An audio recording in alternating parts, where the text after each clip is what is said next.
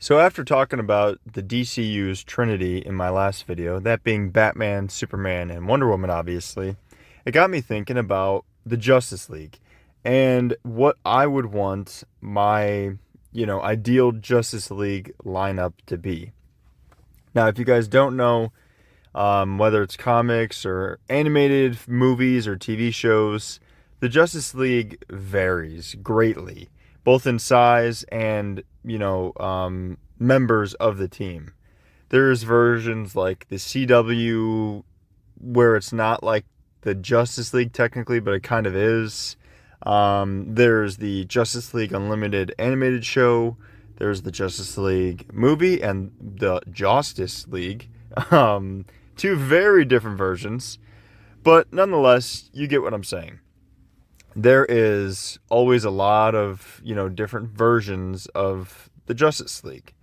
And I think it's important to, to have a good lineup because these team of heroes can be somebody's first introduction, to them. And that's kind of how it was for me with Justice League Unlimited. I know when I was young, I watched all the animated cartoons that I could get or the animated series that I can get my hands on related to superheroes, specifically DC. So I was very happy to, have my introduction be so strong because what that show did was, it introduces you to the main lineup of, your heroes, obviously, but then it gives you so many more and it expands upon it. And I think that's the way to do it. I think at first you should probably start off small because number one, I know, James Gunn is good at balancing multiple heroes, but let's be honest, balancing multiple heroes is no small feat. So I think it's important to start off smaller, get it right, like make sure it's, basically perfect. And then maybe in a Justice League sequel, you expand upon the team as the threat maybe becomes greater. Or, you could expand upon the team off screen and just, have them be on the team in the second one. I don't really know. I don't run DC. But it's above my pay grade. But I will say I'm pretty passionate about who I believe should be in the lineup. So without further ado, we'll get into it. Starting out, easily Batman, Superman, Wonder Woman. I mean, like I said in my last video, this is the holy trinity of DC, and it is that way for a reason. I mean, you have a god, or, an alien, or whatever you want to call him, in Superman. Some people don't like the god allegories, and, while I do consider myself religious, I don't really take offense to it because I understand the reality of it. Like, if Superman came to this earth right now, he would probably be hailed as a god or Jesus figure. Next up, you got Wonder Woman, who is, if you don't know, an Amazonian. So she's also in that god category, so demigod. So I mean, if you really want to break it down by segments, you could have Superman, as the alien, her as the god, and then you have the man or the mortal in Batman.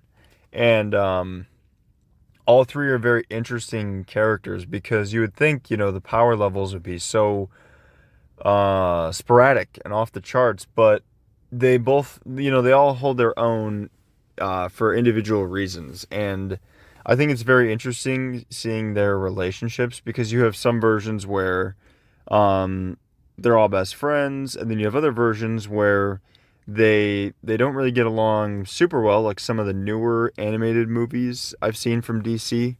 Where they don't exactly fight, but also they're not, I wouldn't say that they're super buddy-buddy.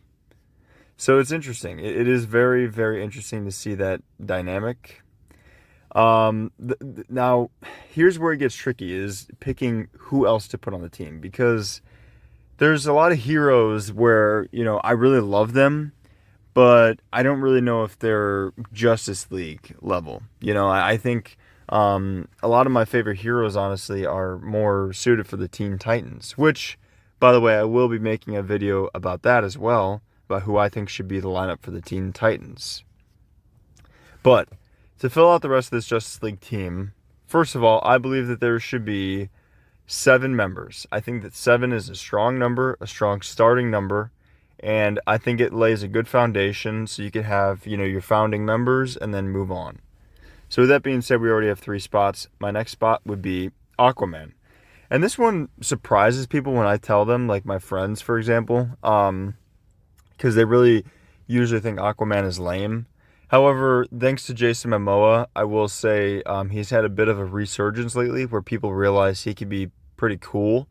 And even some of like I mentioned just now, like some of the animated DC movies they've been doing, Aquaman is pretty cool in that as well. Like he's pretty powerful, and he can be. And as I mentioned, I think it's important, like for the Justice League, to have kind of what do you want to call it? Like different genres or demographics. So like you have Superman covering space, Batman covering the streets, Aquaman covering the seas, Wonder Woman, she's kind of a in between. Like she's not going to be in space necessarily, but she's not going to be as street level as Batman. I think it's cool to have stuff like that. But speaking of space, no one covers space better than the space cop himself, Green Lantern. Now this one is tricky because you have multiple versions of the Green Lantern, obviously. I mean, you have Hal Jordan, Kyle Rayner, Jon Stewart, Guy Gardner, which we saw in Superman, and so many more that I honestly can't even name. The point is, Green Lantern has so many iterations and versions that there's really, it's really hard to pick one. But I will say there's usually like, 2 that people choose from for the Justice League, and for good reason. And that is Hal Jordan and Jon Stewart. Now, if it were up to me, I would honestly prefer Jon Stewart be on the Justice League, especially in the DCU. I know we're getting the Lanterns TV show where we'll be getting a Hal Jordan and a Jon Stewart. And I'm not super psyched on the Hal. Here's the thing. I like the Hal Jordan casting, and not to be mean to the actor, but I would like it a lot more if he was a bit younger, about like 10 years younger. Because, I don't know, I don't see Hal Jordan as being that old, but I also don't see him being super young. However, I will say, the Jon Stewart casting, I'm sorry, I'm blanking on his name, but he looks fantastic. And Jon Stewart, for me, has always been my favorite Green Lantern. Hal Jordan's a little bit more of a smartass in my experience. But Jon Stewart is pretty cool, like especially in that Justice League Unlimited show I was talking about.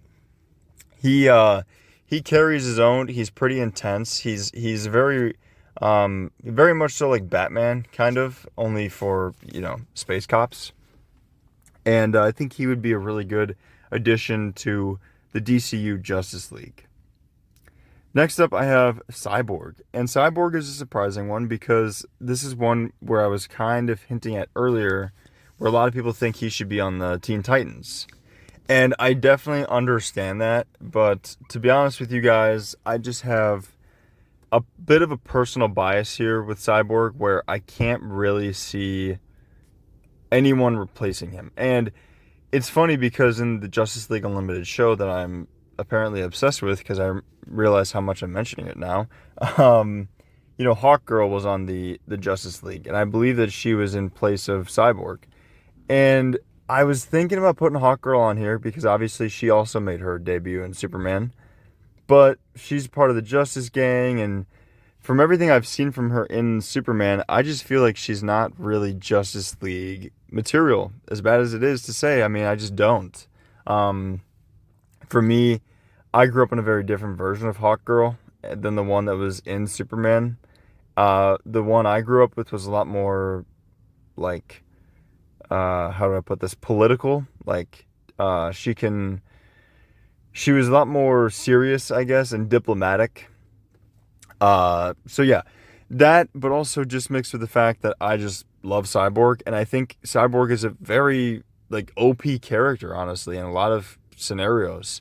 He is a member of the Teen Titans, and he's very widely known as one, but I think, Cyborg, it'd be cool to have him be a member of the Teen Titans and move up to the Justice League, because, he is supposed to be younger.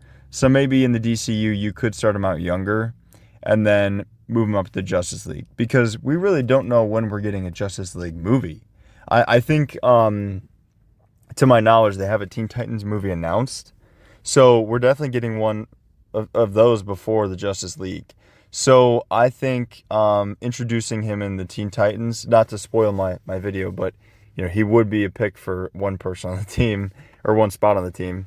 Having him introduced there and then taking him to the Justice League or having one of the members of the Justice League recruit him would be really awesome because it would just be a cool character growth. And honestly, a natural progression.